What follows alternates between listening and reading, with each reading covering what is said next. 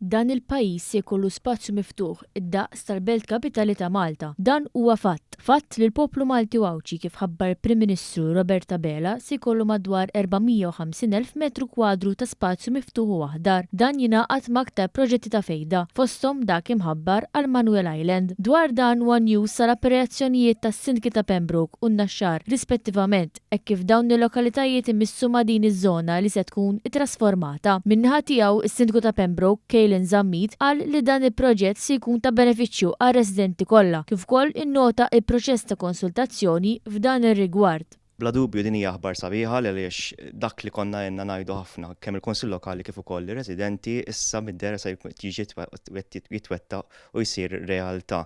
Element importanti ħafna dak li ħabbar il-Prim Ministru hija l-konsultazzjoni pubblika. Focus anki fuq it-tfal. Naħseb li huwa element importanti għaliex it-tfal fl-aħħar mill-aħħar huma l-krux ta' dawn il-proġetti u żgur l-opinjonijiet tagħhom ħajkunu qed iservu f'affarijiet u idejat sbieħ li nistgħu naraw fil-futur. Dwar dan tkellimna wkoll mas-Sindku tan-Naxxar Christopher De Guara. Proġett bħal dan huwa proġett li kulħadd għandu jilqgħu bideh miftuħa, huwa proġett fejn naħseb il-Maltin mixtieqin għalih.